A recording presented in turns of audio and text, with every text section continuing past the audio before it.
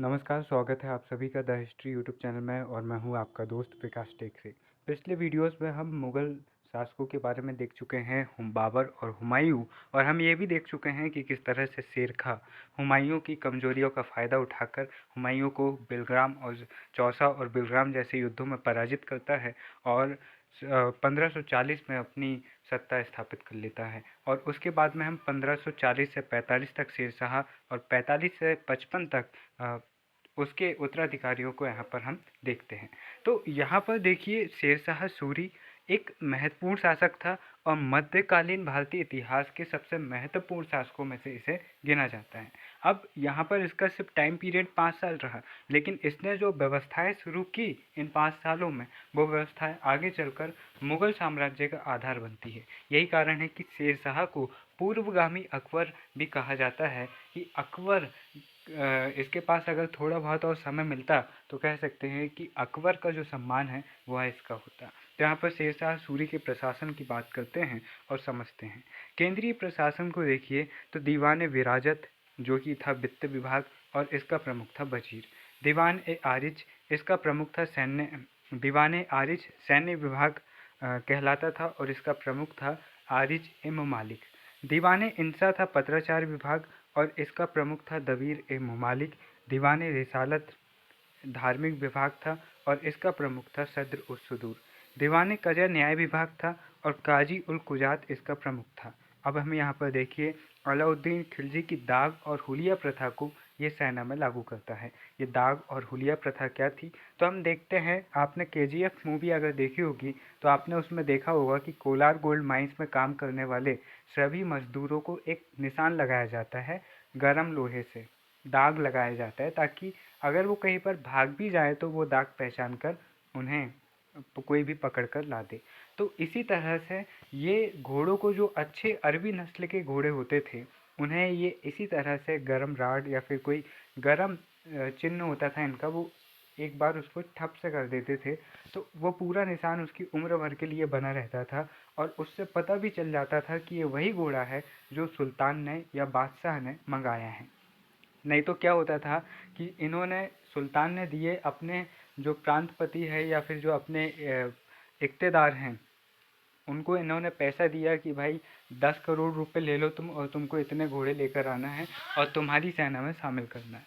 लेकिन वहाँ निकला कंजूस, उसने 10 करोड़ क्या, मुश्किल से 2-2.5 करोड़ रुपए खर्च किए और टट्टुओं जैसे बाहर भारत से ही कहीं ना कहीं से ढूंढ ढांड के गधे जैसे घोड़े उन्होंने लेकर आ गए।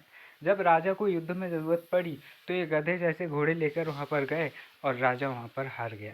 इसीलिए अलाउद्दीन खिलजी ने यह व्यवस्था शुरू की थी कि हम अच्छी क्वालिटी के घोड़े मंगाएंगे और उनको दाग लगाएंगे, ताकि एक निशान उनको लगाएंगे, राज चिन्ह, ताकि जिससे पता चल सके कि वह वही घोड़ा है जिसको हम मंगाना चाहते थे। उसी तरह हुलिया प्रथा ये था कि जो सैनिक है उनका हुलिया रिकॉर्ड में रखा जाएगा, वरना क्या होता था कि जो सैनिक होता था वह अपनी जगह में किसी और को, अपने दास को या अपने घर के नौकर को भेज देता था और वह नौकर या दास पूरी तरह से प्रशिक्षित सैनिक नहीं होता था, इसलिए जब युद्ध होता था तो वहाँ पर वह हार जाता था। अब प्रांतीय प्रशासन की बात करें तो इतिहासकारों में प्रांतीय प्रशासन को लेकर विवाद है। अधिकांश इतिहासकार मानते हैं कि मानक प्रांतीय व्यवस्था की स्थापना अकबर के समय पर हुई थी। शेरशाह के समय साम्राज्य 63 सरकारों यानी 63 जिलों में बटा हुआ था, जिसमें 16 सरकारें बंगाल में थी। और हम यहाँ पर देखते भी हैं कि 16 सरकारें जो बंगाल में थी, इन पर एक मुख्य व्यक्ति स्थापित था और वह कोई राजनीतिक या सैनिक व्यक्ति नहीं था, वह एक धार्मिक व्यक्ति था, ताकि विद्रोह न हो सके। अब यहाँ पर और 48 सरकारें शेष साम्राज्य में थी और सरकार स्तर पर 2 अधिकारी होते थे। पहला होता था सिकदार ए सिकदारान, जो कि सामान्य प्रशासन से संबंधित था, और दूसरा था मुंसिफ ए मुंसिफान, यानी कि जो भू राजस्व से संबंधित था। साम्राज्य सरकार और परगना में बटा हुआ था। साम्राज्य सरकार यानी कि जिलों में, यही कारण है कि हम यहाँ पर 4-5 स्टेट न होकर यहाँ पर जिलों में बटा हुआ है। साम्राज्य छोटे हिस्सों में बटा हुआ है और वो जिले बटे थे गाँवों में। इस तरह से गाँवों को परगना कहते थे, जो कि प्रशासन की सबसे छोटी इकाई मानी जाती थी। अब इसके बाद में देखिए, अब इसके बाद में देखिए परगना के दो अधिकारी होते थे, सिकदार जो कि सामान्य प्रशासन से संबंधित था और दूसरा था मुंसिफ जो कि आमिल यानी कि राजस्व संबंधी अधिकारी था। गाँव में भी इसी तरह दो अधिकारी थे। एक था डेल जो कि रहने योग्य गांव दो प्रकार के थे। पहला था डेल जो कि रहने और कृषि योग्य यानी कि ऐसा गांव जहां पर लोग रहते भी हैं और जहां पर खेती भी होती है। और मौजा मौजा मतलब वही गांव था जहां सिर्फ मौजा ही मौजा होती थी, मतलब सिर्फ खेती होती थी, वहां पर लोग रहते नहीं थे, मतलब बस्तियां वहां पर नहीं थी। अब इन दोनों ही क्षेत्रों में पटवारी नामक एक अधिकारी होता था और आज के समय पर भी हम देखते हैं कि पटवारी नामक अधिकारी इन क्षेत्रों का मुआयना करता है और रिकॉर्ड रखता है। कुछ इतिहासकारों के अनुसार शेरशाह के प्रशासन में दो या दो से अधिक सरकारों को मिलाकर विलायत नामक प्रशासनिक इकाई या बनाई गई थी और यह इकाई संपूर्ण साम्राज्य में न होकर सामरिक व प्रशासनिक दृष्टि से महत्वपूर्ण क्षेत्रों जैसे बंगाल, मालवा, मुल्तान, राजपूताना में स्थापित थी। शेरशाह ने अफगान जातीय भावना को नियंत्रित करते हुए नियंत्रित प्रशासन की यहाँ पर स्थापना की थी। प्रशासन के केंद्रीयकरण मामले में इस्लाम शाह शेरशाह से भी आगे बढ़ जाता है और हम देखते हैं कि इस्लाम शाह जो परगना के अधिकारी होते हैं उन्हें तक वह नियुक्त करता है और बहुत ही ज़्यादा वह नियंत्रण व्यवस्था केंद्रीयकरण के अंतर्गत करने का प्रयास करता है। अब देखो ये बात आपको पता रहना चाहिए, हमने पढ़ा पिछले वीडियोज़ में कि मौर्य काल में जो व्यवस्था थी वह थी केंद्रीयकरण व्यवस्था और मौर्योत्तर काल से हम देखते हैं कि केंद्रीयकरण का अभाव होता है जिसके चलते सामंती व्यवस्था का विकास होता है। शेरशाह के भू राजस्व प्रशासन इसका उद्देश्य था उत्पादन में वृद्धि करना, राज्य की आय बढ़ाना और रैयतों की सुरक्षा करना। भू राजस्व प्रणाली जब्ती प्रणाली रैयतबाड़ी प्रणाली कहलाती थी। अहमद खान के नेतृत्व में भूमि की पैमाइश करवाई और अनुमान के बजाय भूमि की पैमाइश के आधार पर भू राजस्व कर का निर्धारण किया। भूमि मापने के लिए शेरशाह द्वारा गज ए सिकंदरी का यहाँ पर प्रयोग किया गया था। और उससे पहले मैं आपको बता रहा था कि जो मौर्य काल है वहाँ पर बहुत ही ज़्यादा नियंत्रित व्यवस्था थी और मौर्योत्तर काल में वह केंद्रीकरण की व्यवस्था कमज़ोर हो जाती है, जिसके कारण क्या होता है सामंती व्यवस्था का विकास होता है।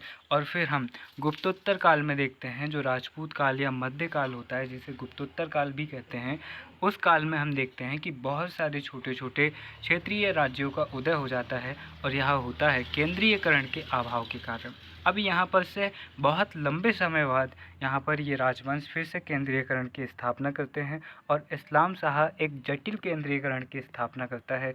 और जैसे मैं आपको बता रहा हूँ कि इसको अकबर का पूर्वगामी कहा जाता है, इसलिए शेर शाह जिस तरह से एक नियंत्रित व्यवस्था की स्थापना कर रहा है, इसी से प्रभावित होता है अकबर और वह भी एक प्रभावशाली केंद्रीयकरण व्यवस्था को अपनाता है। भूमि मापने के लिए छोटी इकाई बीघा और बड़ी इकाई के रूप में परगने का उपयोग होता था। भूमि को उसकी उत्पादकता के आधार पर 3 भागों में बांटा गया था, उत्तम, मध्यम और निम्न। इस वर्गीकरण के आधार पर शेरशाह ने भू राजस्व की दर 1/3 निर्धारित की। राजस्व की वसूली अनाज एवं नकद दोनों रूपों में होती थी, जिसमें आप देना चाहें, आपको अनाज देना हो तो अनाज दीजिए, अगर आपको नकद देना हो तो नकद दीजिए, लेकिन आपको टैक्स देना है। इस प्रणाली में शेरशाह ने किसानों की सुरक्षा के लिए उनसे पट्टा व कबूलियत लिखवाई। पट्टे में किसान का नाम, भूमि का आकार और किस्म आदि का ब्यौरा होता था। यानी कि आज जिस तरह हम किसानों की या फिर किसी भी भूमि के मालिक को पहचानते हैं, उसी तरह की व्यवस्था यहाँ पर शेरशाह सूरी शुरू करवाता है। कबूलियत में किसान द्वारा राज्य को अदा किए जाने वाले राजस्व की दर को दिए जाने का कबूलनामा होता था। अब शेरशाह ने इस प्रणाली में अनाजों की दर प्रणाली तालिका है उसे बनवाई, जिसे रय या रे कहा गया। तो यहाँ पर ये बहुत इंपॉर्टेंट लाइन है। शेरशाह ने इस प्रणाली में अनाजों की एक दर प्रणाली तालिका बनवाई जिसे रय या रे कहते हैं, जिसके जरिए किसान नगद में फसल बेचते थे, लेकिन तालिका बाजारों में अनाजों के औसत मूल्य के आधार पर बनवाई गई। शेरशाह ने भू राजस्व के अलावा कुछ अन्य कर भी वसूले थे। जैसे हम देखते हैं जरीबाना। जरीबाना क्या कर होता था, तो यह उत्पादन का 2.5% होता था और इसमें प्राप्त आय का उपयोग भूमि की पैमाइश करने वाले राजकीय कर्मचारियों को वेतन के रूप में दिया जाता था। यानी कि जो अधिकारी, जो पटवारी वगैरह है या फिर अन्य अधिकारी है जो किसानों की भूमि को नाप रहे हैं, माप रहे हैं और फिर वो उनको पट्टा वगैरह दे रहे हैं, तो उन अधिकारियों की जो वेतन उन्हें दिया जाता था वह जरीबाना के ज़रिए दिया जाता था। ये प्रश्न पूछा जा चुका है कि जरीबाना कर किसे दिया जाता था या फिर जो पैमाइश करने वाले राजकीय कर्मचारियों को वेतन के रूप में किस कर से राशि दी जाती थी, तो वह था जरीबाना। अब मुहासिलाना उत्पादन का 5% था। इसमें प्राप्त आय से राजस्व वसूल करने वाले अधिकारियों को वेतन दिया जाता था। भूमि नापने के लिए मानकीकृत रस्सी जरीब का इस्तेमाल होता था और इसी से आप याद रख सकते हैं कि जरीब नापने की रस्सी थी और जो नापता था उसको वेतन मिलता था जरीबाना टैक्स से। इसके अलावा 2.5 सेर मन वसूला भी जाता था, मतलब ये अनाज इतना वो वसूलता था। इस वसूले गए अनाज का उपयोग अकाल राहत के रूप में किया जाता था। अब हम शेरशाह सूरी की कानून व्यवस्था की बात करते हैं। शेरशाह ने क्षेत्रीय अपराध के लिए क्षेत्रीय उत्तरदायित्व का सिद्धांत प्रचलित किया। इसके अंतर्गत अपराधों की रोकथाम के लिए स्थानीय जमींदारों को उत्तरदायी बनाया गया।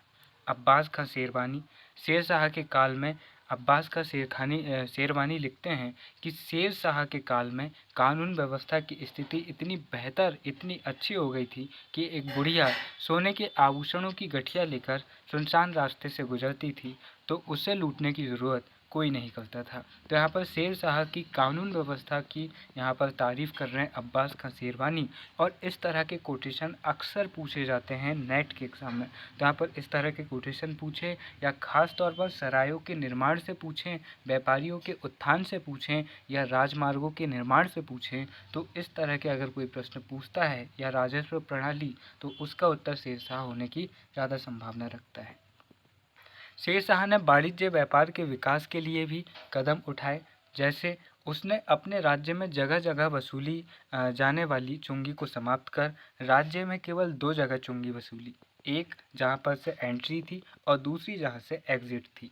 जैसे आज के समय पर हम देखते हैं, अगर आप किसी स्टेट में जाते हैं तो आपको एक स्टेट बॉर्डर में एक जब आप किसी स्टेट की बॉर्डर में घुसते हैं तब आपको टैक्स देना रहता है और जब उस स्टेट की बॉर्डर से बाहर निकलते हैं, दूसरे स्टेट में जाते हैं, तब आपको टैक्स देना रहता है। तो इसी तरह से इन्होंने इस 2 प्रकार की व्यवस्था की शुरुआत की। पहला बंगाल की सिकरी गली में टैक्स देना होता था और दूसरा सिंधु नदी के तट पर टैक्स देना होता था। उसके अलावा कहीं भी टैक्स नहीं देना रहता था। तो ये बहुत ही उम्दा व्यवस्था इन्होंने शुरू की थी। शेरशाह ने अपने राजमार्गों का निर्माण करवाया। प्रमुख मार्गों की बात करें तो सोनार गांव जो कि बंगाल में है और ये पेशावर पाकिस्तान तक जाता था। यानी कि बंगाल से पाकिस्तान तक सोचो कितनी लंबी सड़क यहाँ पर शेरशाह सूरी ने बनवाई थी। और ये सारे काम वह सिर्फ 5 सालों में कर रहा है, जब वह क्या है, बादशाह है, बादशाह की उपाधि वह ले रहा है। तो डलहौजी ने इसी सड़क को मरम्मत करवा के लॉर्ड ऑकलैंड के समय पर इसका विकास हम देखते हैं कि इसको ग्रांड ट्रक रोड के नाम से जाना जाता है और इसी को मुगल काल में सड़क आज़म भी कहा जाता है। आगरा, चित्तौड़, बुरहानपुर तक मार्ग बनवाता है। आगरा, मारवाड़ और लाहौर से मुल्तान तक ये राजमार्ग बनते हैं। अब देखिए शेरशाह ने 1700 से ज़्यादा सरायों का निर्माण किया। सराय क्या होती हैं, तो रेस्ट हाउस या फिर धर्मशाला होती है। यहाँ धर्मशाला लिखा है, इसको आप सुधारिएगा, धर्मशाला होती है।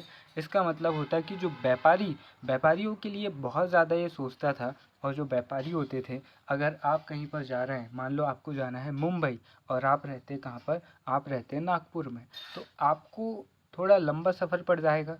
तो यहाँ पर क्या होता है कि उस समय पर ज़्यादा साधन नहीं होते थे। आज तो ऐसा है कि फ़्लाइट से आप 1-1.5 घंटे में पहुँच जाओगे या फिर आप ट्रेन से जा सकते हो बढ़िया रिजर्वेशन करवा के।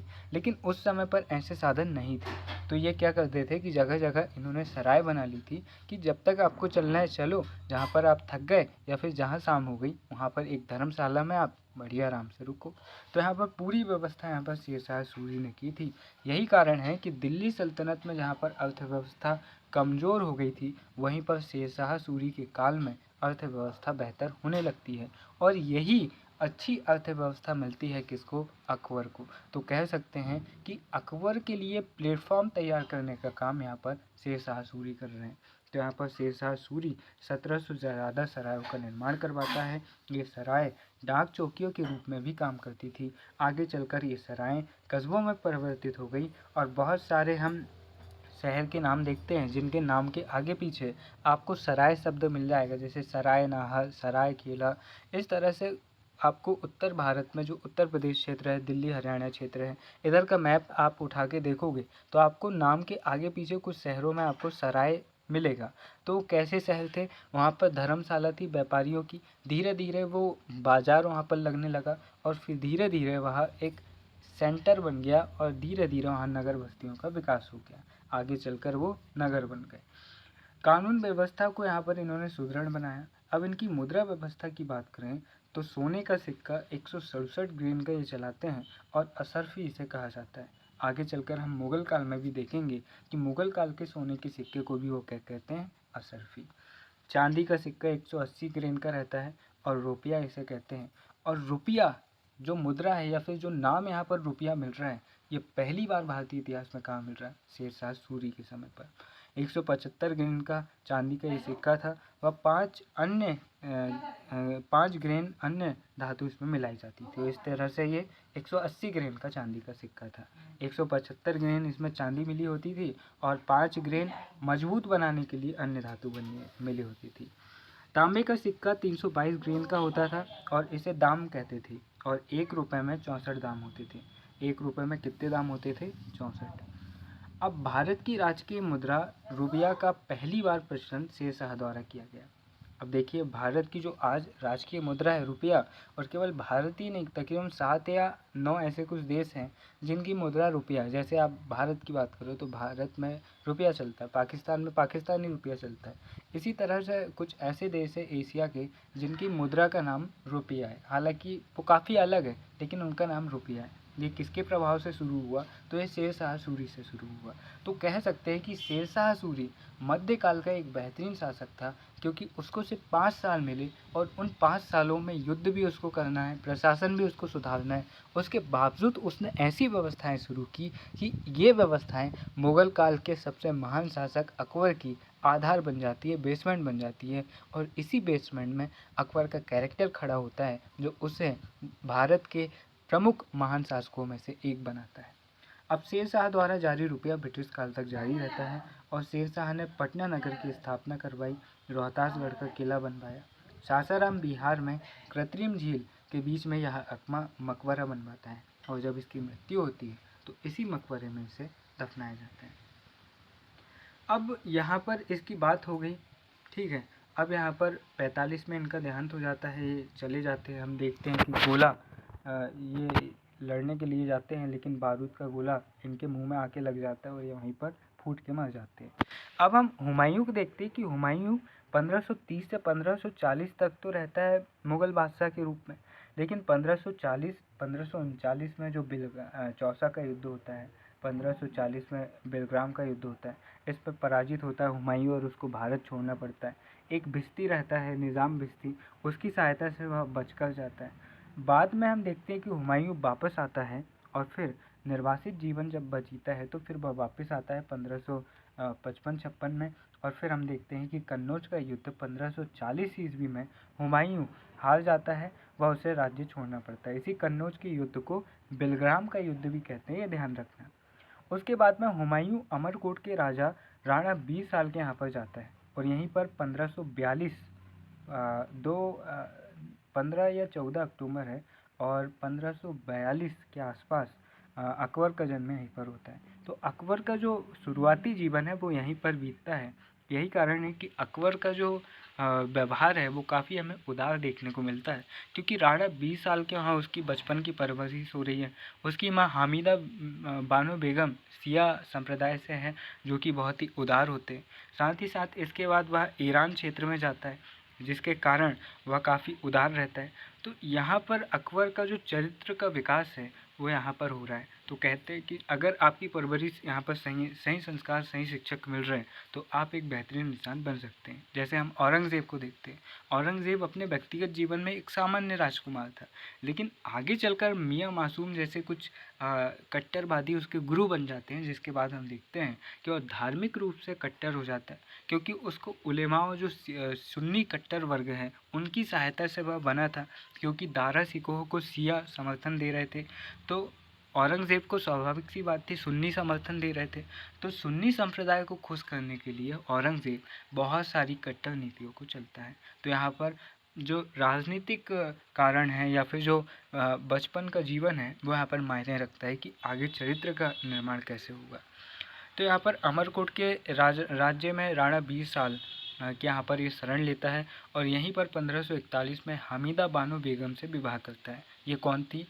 तो यहाँ पर हुमायूं के भाई हिंदाल के गुरु मीर अली अकबर की ये पुत्री थी। और हम देखते हैं कि हमीदा बानो के पापा अकबर के नाम पर ही यहाँ पर अकबर का नाम रखा जाता है। हुमायूं का धार्मिक परामर्शदाता भी था ये। सद्र और सुदूर भी जो धार्मिक मामलों का सबसे प्रमुख व्यक्ति होता है वह भी हुमायूं इन्हें बनाता है। 1542 ईस्वी में अकबर का जन्म होता है और 1544 ईस्वी में और अकबर के समय पर जन्म पर एक बहुत ही बड़ी कोटेशन हुमायूं कहता है, जो मुझे ध्यान नहीं है, कि अकबर के जन्म पर मेरे पास आपको देने के लिए कुछ नहीं है, लेकिन मुझे यकीन है कि एक दिन मेरा बेटा बहुत बड़ा महान शासक बनेगा। इस तरह का कुछ कहता है यहाँ पर हुमायूं, और वाकई अकबर मुग़ल काल का सबसे महान शासक बनता है। 1544 ईस्वी में हुमायूं फ़ारस के शासक तहमास्प फ़ारस यानी कि ईरान में शिया पंथ के लोग हैं। शिया और सुन्नी में क्या अंतर होता है? तो पैगंबर साहब की जब मृत्यु हुई तो उन्होंने अपनी मृत्यु से पहले अपने दामाद अली को अपना उत्तराधिकारी घोषित कर दिया था, लेकिन जो प्रमुख वर्ग था इस समय तक इस्लाम का, उन्होंने कहा कि हम सीधे तौर पर अली को नहीं करेंगे, हम चुनाव करवाएंगे। लेकिन चुनाव में अली नहीं जीत पाते हैं और कोई और खलीफा बनता है, और इस तरह से 3 खलीफा बनते हैं और फिर चौथे खलीफा बनते हैं अली। तो यहाँ पर से इस्लाम धर्म में डिस्प्यूट यानी कि विवाद खड़ा हो जाता है। जो लोग मानते हैं कि अली ही पहले खलीफा हैं और पैगंबर साहब के वास्तविक वारिस हैं, और अन्य जो खलीफा बने उन्होंने गलत तरीक़ों से सत्ता पाई है और वह खलीफा नहीं है। तो ऐसा जो मानते हैं वह है शिया, और इनका सेंटर है ईरान। और उसी तरह से जो मानते हैं कि ऊपर के 3 खलीफा चुनाव से हुए और वो सही हैं, और अली को भी वह खलीफा मानते हैं लेकिन चौथा मानते हैं, ऐसा जो मानते हैं वह सुन्नी है। और ईरान को छोड़कर जो फ़ारस है उसको छोड़कर लगभग सभी, इराक हो या सऊदी अरेबिया हो, लगभग सभी मुस्लिम कंट्रीज़ आपको सुन्नी प्रभाव में ज़्यादा देखने को मिल जाएगी। पाकिस्तान भी एक शिया बहुल देश है। भारत में भी शिया संप्रदाय ज़्यादा आपको मुस्लिमों में देखने को मिलेगा। यही कारण है कि जो भारतीय मुस्लिम हैं वह व्यवहार में थोड़े हमें उदार देखने को मिलते हैं। अब फ़ारसी सेना की सहायता से जो शासक तहमास्प होता है उसकी सहायता से हुमायूं 1545 में कांधार कामरान से जीतता है। कामरान उसका ही भाई था, लेकिन उसने उसकी मदद नहीं की थी। तो यहाँ पर हुमायूं अपने भाई को हराता है, उसको सबक सिखाता है, और इसी दौरान हुमायूं का भाई हिंदाल भी उसके समर्थन में आ जाता है। 1551 ईस्वी में कामरान को पराजित कर गजनी पर अधिकार करता है। गजनी कहाँ है? तो अफ़गानिस्तान की पहले ये राजधानी हुआ करती थी, तो गजनी आपको अफ़गानिस्तान में मिलेगी। तो यहाँ पर गजनी पर अधिकार किया और इसमें हिंदाल मारा जाता है। अब गजनी का प्रशासक अकबर को वह बनाता है, और अकबर ने पहली बार प्रशासनिक पद यहाँ पर धारण किया था। तो यहाँ पर ध्यान रखना कि अकबर पहली बार प्रशासनिक पद कहाँ धारण कर रहा है? तो गजनी का प्रशासक वह बन रहा है जहाँ पर वह पहली बार प्रशासनिक पद धारण कर रहा है। 1553 ईस्वी तक कामरान को पराजित कर काबुल के क्षेत्र को वह जीत लेता है, और इसके बाद हम देखते हैं कि इस युद्ध के दौरान अकबर कामरान को कैद कर लेता है और उसे किले की दीवार पर बांध देता है ताकि हुमायूं तोपों का प्रयोग ना कर सके। ठीक है। अब जो अकबर कामरान क्या करता है कि अपने भतीजे को, हुमायूं के बेटे को कैद कर लेता है अपने पास में, और हुमायूं आक्रमण न करे यह सोचकर वह अकबर को बांध देता है गेट पर किले के, और कहता है कि अब हुमायूं आक्रमण नहीं करेगा। लेकिन हुमायूं यहाँ तोपों का प्रयोग करता है और सौभाग्य से अकबर यहाँ पर बच जाता है और कामरान यहाँ हारा जाता है और यहाँ पर हुमायूं उसको कैद करता है और फिर उसको अंधा कर देता है। शरीयत में ऐसा कहा जाता है कि अगर दो लोग राजा नहीं बन सकते हैं, पहला जो विकलांग है और दूसरा जो दास है, तो यहाँ पर विकलांग उसे कर देते हैं अंधा करके, तो वह फिर यहाँ पर राजा नहीं बन पाता। अगर किसी सुल्तान या बादशाह को ये लगता है कि इसका ये बहुत करीबी व्यक्ति है और उसको वो जान से नहीं मारना चाहता, ना ही वो उसको दुख तकलीफ देना चाहता है, तो सबसे आसान सज़ा रहती है कि भाई कोई भी दवाई देकर या फिर कुछ भी करके अंधा कर दो और थोड़ी बहुत तकलीफ थोड़ी देर के लिए होगी, उसके बाद उसका अच्छे से ख्याल रखो, फिर वह कभी राजा नहीं बन पाएगा क्योंकि वह अंधा हो गया, विकलांग हो गया। और इस्लामी कानून ये मान्यता नहीं देते कि कोई विकलांग व्यक्ति गद्दी संभाले। अब हुमायूं ने तोपों का प्रयोग किया और सौभाग्य से अकबर बच गया। कामरान हार जाता है, कैद होता है और अंधा हो जाता है, अंधा करवा दिया जाता है। 1554 ईस्वी में हुमायूं पेशावर को जीतता है और मई 1555 ईस्वी में हुमायूं ने मच्छीवाड़ा के युद्ध में सिकंदर शाह सूर के दो सेनापतियों हैबत खां और तलतार खां को पराजित कर पंजाब पर अधिकार कर लिया। इसी सैनी में सिकंदर सूर नहीं था। ठीक है। अब जून 1555 ईस्वी में सरहिंद के युद्ध में हुमायूं सिकंदर शाह सूर को पराजित करता है। अब जो यहाँ पर मच्छीवाड़ा के युद्ध में क्या होता है, सिकंदर सूर तो अपने सेनापतियों को भेज देता है, लेकिन इस सेना में वह खुद नहीं रहता, तो बाद में अलग से हुमायूं उसको पराजित करता है। राजकीय अभिलेखों में हुमायूं ने अकबर को इन विजयों का श्रेय दिया ताकि अकबर जनता में लोकप्रिय हो जाए और जब अकबर अगला राजा बने तो लोग उसे आसानी से स्वीकार करें। तो ये अकबर को फेमस करने की स्ट्रैटेजी थी। पंजाब क्षेत्र का प्रशासक अकबर को बनाया जाता है। जुलाई 1555 ईस्वी में हुमायूं ने इब्राहिम खां सूर को पराजित कर दिल्ली आगरा पर अधिकार कर लिया। जनवरी 1556 ईस्वी में हुमायूं दीन पनाह महल के पुस्तकालय की सीढ़ियों से गिरकर मर जाता है और इस समय अकबर पंजाब में था। अकबर मानकोट के किले में शरण पाए सिकंदर सूर के विरुद्ध अभियान कर रहा था। यहीं पर अकबर का राज्याभिषेक करवाया जाता है और फिर आगे आगरा में आकर भी उसका राज्याभिषेक होता है। तो अकबर का भी 2 बार राज्याभिषेक होता है और औरंगज़ेब का भी 2 बार राज्याभिषेक होता है और अकबर इस वंश का सबसे महान शासक था और औरंगज़ेब इस वंश का सबसे विवादित शासक था। लैंडपुल हुमायूं के बारे में लिखता है, वह जीवन भर लड़खड़ाता रहा और अंत में लड़खड़ाकर ही मर गया। स्मिथ महोदय हुमायूं के बारे में लिखते हैं, मैंने ऐसा अभागा शासक नहीं देखा जिसके नाम का अर्थ भाग्यवान होता है, क्योंकि भाग्यवान हुमायूं के नाम का अर्थ था, लेकिन उसका भाग्य उसके साथ नहीं था। वह हर बार हारा और हर बार लड़ा, लेकिन उसने हार नहीं मानी और आखिरकार उसने अपने बेटे को फिर से सत्ता दिला दी और उसके बाद फिर वह दुनिया से चला गया।